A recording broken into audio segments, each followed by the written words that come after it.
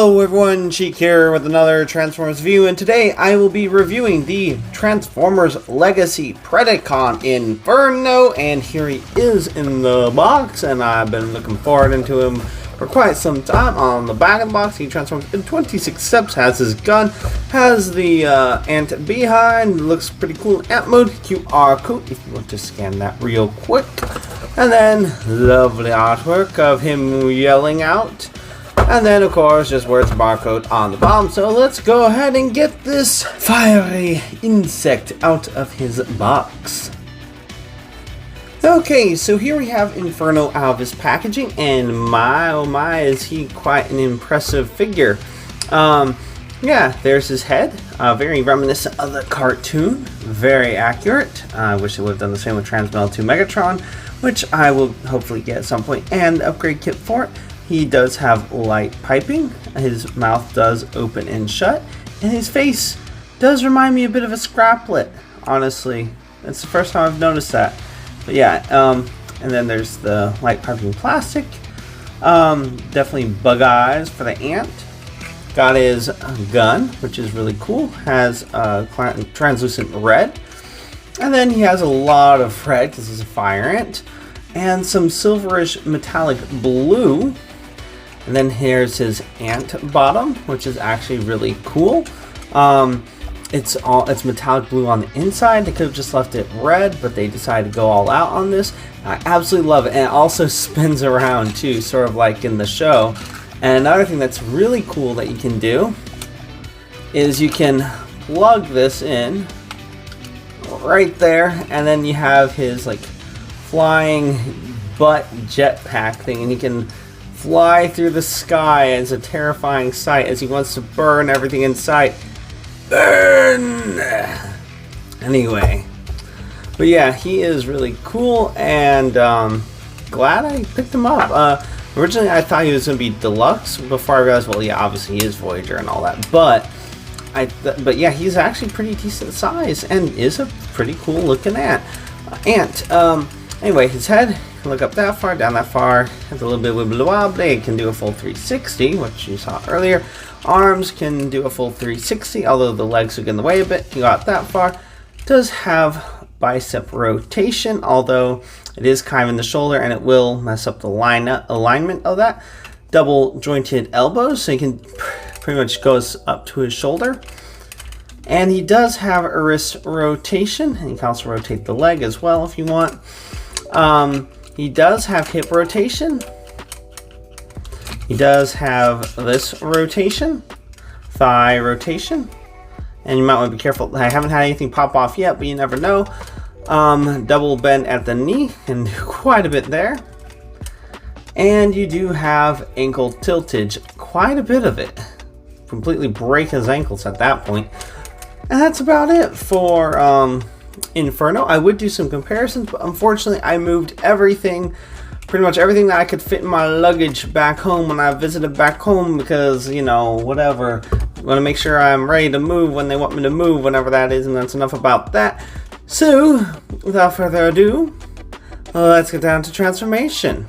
The first thing you're going to want to do is untab this.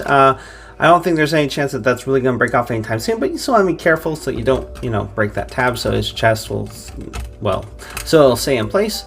Flip out the pincers, close this up about his head, and you can open those up. You can leave them shut if you want. And then I guess there's his little chin poking out. And then you pretty much just want to get his legs rotated around, rotate out. You kind of want to get them lined up like this, and then same on the other side. Just get it all lined up, rotate the leg out, and rotate that leg, and you just hinge this in, and then the fingers or thumb is supposed to hook into that little box in there. Looks more like a box than a hole, but that is what it is, and that's what's supposed to tab into there. And you just also tab in the shoulders together, tab the thumb in, and then you pretty much got his upper body of the ant, and that, if it wasn't for the fact that he's a pyromaniac, this actually looks like an adorable little ant, or big ant, as the case is. And rotate at the waist, 180, and then just close up his feet, fold them all the way up. There's a little tab right there, very kind of hard to see, that it tabs into just to hold it in place, and then tab legs together, and then you just kind of scrunch them up. Then you just bend his waist down and just pivot this up.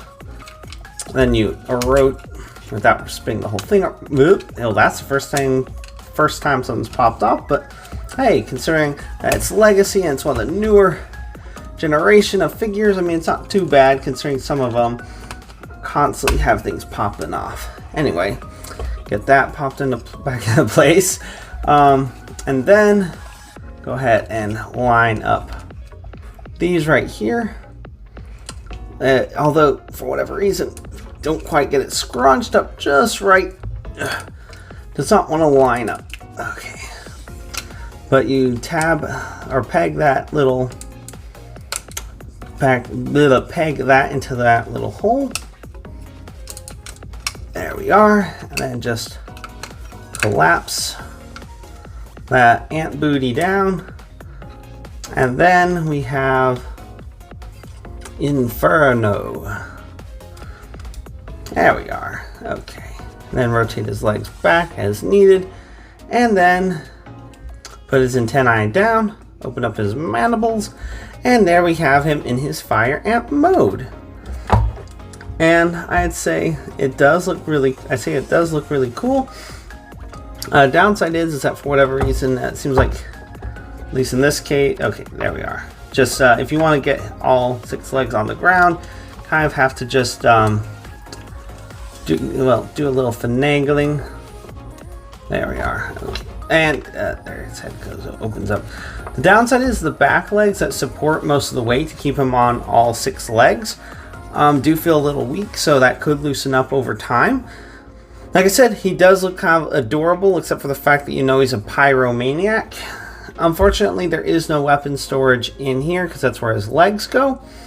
And this is where they want you to peg that in. So, hey, it does look pretty cool, just like a weaponized ant. Makes you think of Ant-Man a little bit, with the ants that have like stuff strapped to them that Ant-Man would use. Anyway, that's about it for this review of Transformers Legacy Inferno Terrorize. I felt like I had to do it. Anyway, yeah, that's about it for him. And if you like this review and you'd like to see more, please click that like and subscribe button to see more. And until next time, have a good one, everyone.